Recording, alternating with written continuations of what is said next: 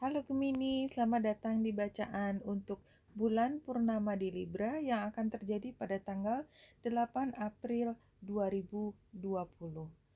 Bulan purnama adalah peristiwa yang penting karena pada saat ini kita memperoleh informasi yang tadinya kita tidak antisipasi, dan ketika kita memahami informasi tersebut, maka bisa mengubah rencana yang sudah kita buat sebelumnya, atau setidaknya ada penyesuaian terhadap informasi yang baru tersebut.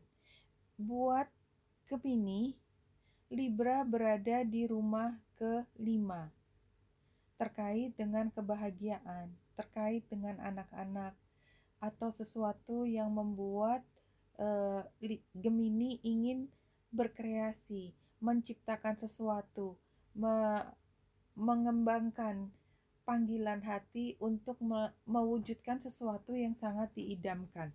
Itu. Dan karena dia berada di Libra, maka buat Gemini, keseimbangan tentang apa yang menjadi kebahagiaan tersebut itu perlu diperoleh, dan pada saat ini tampaknya sedang mengalami masalah karena kalau kita lihat dari gambarnya, bulan oposisi dengan matahari di Aries, yang buat Cancer ini adalah rumah ke-11 terkait dengan perencanaan. Jadi barangkali kesenangan, kebahagiaan, apapun yang terkait dengan keceriaan anak-anak dan kreativitas itu mengalami perubahan karena ada rencana yang juga mengalami perubahan. Dan selain kita lihat posisi ini, Gemini, kita lihat Mars dan Saturnus, 1, 2, 3, 4, 5, 6, 7, 8, 9, ini berada di rumah ke-9 buat Gemini, yang menunjukkan bahwa Gemini pada saat ini sedang diberi periode untuk belajar tingkat tinggi, untuk menjadi lebih spiritual, dan artinya Gemini menghadapi masalah yang hanya bisa diselesaikan bukan dengan cara yang praktis, konkret, tetapi juga mampu mengambil hikmah dari situasi ini, pelajaran yang lebih tinggi mengenai evolusi dari perkembangan jiwa Gemini. Jadi pada saat ini sebenarnya Gemini sedang mempelajari bahwa sesuatu yang sangat diinginkan belum tentu sesuatu yang kau butuhkan. Karena ada Mars yang berada di rumah ke-9 ini, dan dia juga ada kaitannya dengan aturan tradisi yang sangat mengekang Gemini.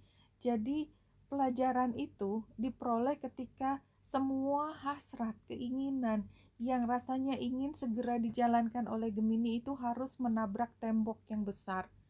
Kayak bilang ke Gemini, stop, don't do that. Apakah kamu sudah melakukan apa yang harus kau kerjakan sebelum bisa melampaui sini? Pintu ini hanya terbuka kalau kamu sudah selesai mengerjakan tugas-tugasmu. Kalimatnya seperti itu kira-kira. Dan tentu saja masih banyak hal yang belum dikerjakan oleh Gemini. Dan kesempatan itu tidak bisa diambil kalau misalnya Gemini belum menyelesaikan hal tersebut. Kita lihat selain itu, Gemini juga memang belum menyelesaikan masalah yang sudah dibawa sejak lama. Kita lihat di Taurus ya, atau di rumah ke-12-nya Gemini itu ada Uranus yang square dengan Mars dan Saturnus. Jadi perubahan yang sudah berlangsung lama tetapi belum direspon oleh Gemini itu akan membuat Gemini terpaksa terhenti terlebih dahulu. Dan barangkali ini akan terbantu kalau Gemini mau menyelesaikan hal yang terkait dengan harta bersama atau keintiman, hubungan yang intim dengan seseorang, ya.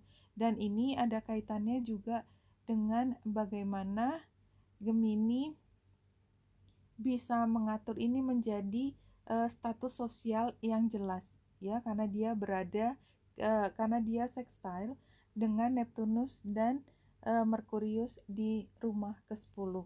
Oke, Gemini barangkali status sosial pada saat ini masih membingungkan, termasuk mungkin dalam karir, termasuk mungkin dalam hubungan. Tetapi ini adalah sesuatu yang bisa dilakukan jika tadi masalah-masa lalu bisa diselesaikan, dan kemudian hal yang terkait dengan kepemilikan bersama, keintiman, kedekatan dengan seseorang itu diperjelas. Oke, Gemini, itu yang bisa saya lihat dari chart pada tanggal 8 April 2020. Kita lihat kalau dari tarot, saya akan mengambil relationship spread seperti ini, ya. Sebelah tengah adalah hubungan antara Gemini yang sebelah kiri, kartunya 3, dan sebelah kanan adalah si dia, siapapun. Mungkin teman, mungkin pasangan, mungkin mitra kerja. Kita lihat. Oke, kita lihat kartunya apa yang bisa dibuka. Oke, hubungan ini masih berevolusi. Dengan siapapun Gemini, yang dimaksudkan dalam gambar ini bercerita bahwa ada hal yang harus ditinggalkan dalam hubungan ini. Karena pada saat ini, kalau itu tidak moving, tidak ada perjalanan, tidak ada perubahan, maka yang didapatkan adalah komunikasi yang sangat tidak jelas, ketidakjelasan. Ya, karena Six of Swords itu bicara mengenai sesuatu yang sangat tidak jelas, sesuatu yang beriak, sesuatu yang sangat smoky gitu kalau mirror. Dan untuk bisa keluar dari situ harus memberi jarak terhadap hubungan ini.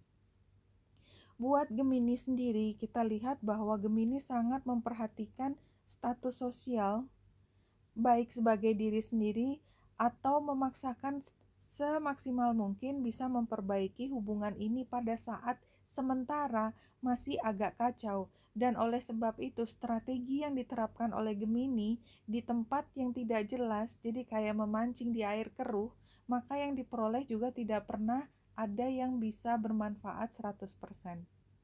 Sementara dia itu sangat mengagungkan apa yang menjadi hak miliknya dia, yang menjadi kenyamanannya dia, dan dia tidak bisa settle for less. Jadi kalau Gemini menawarkan sesuatu yang lebih rendah daripada yang dia harapkan, maka itu tidak akan terjadi. Dia mau menawarkan sesuatu, tetapi dia sangat memperhitungkan apa yang bisa ditawarkan oleh Gemini.